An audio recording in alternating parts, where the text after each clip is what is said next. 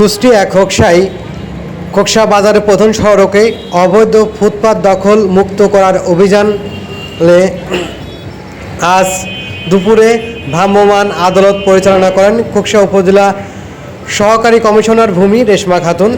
এই সময় তিনি খোকসা বাজারের বিভিন্ন দোকানি ব্যবসায়ীদেরকে তিনজনকে 1,000 টাকা করে মোট 3,000 টাকা জরিমানা করেন। এদের মধ্যে রয়েছেন শাহিন হোসেন, সরোয়ার এবং রবিউল ইসলাম।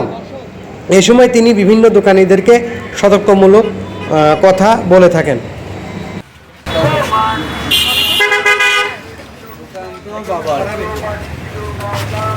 এই জায়গাগুলো এরকম বুক করছে কেন?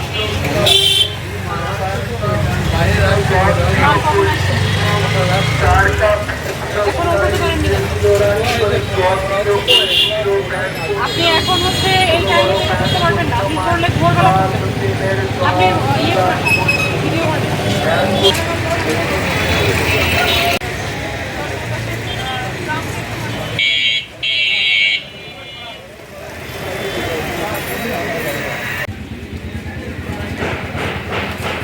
হচ্ছিল শাহিন, তারপরে হচ্ছিল গোলাম সরোয়া, আর হচ্ছিল রবিউল। সবাইকে 1,000 টাকা। 1,000।